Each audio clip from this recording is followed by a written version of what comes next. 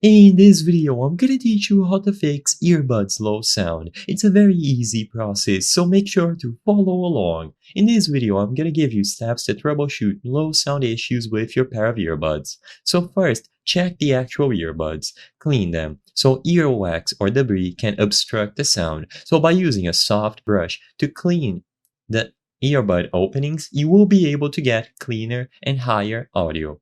Next, check the ear tips. Ensure that the ear tips are properly fitted. They need to create a good seal. So a lot of high-end pair of earbuds will have different ear tip models available. So you can just swap them out and try different sizes for optimal comfort and sound quality. Make sure that they create a good seal on your ear.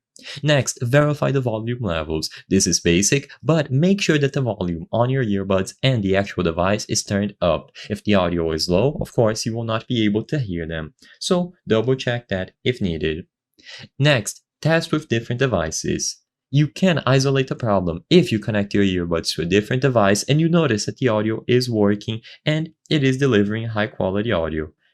Next, software and settings. Update the firmware. So check for firmware updates for your earbuds. See if there is a way to manage them, and once you properly update, try to use them again.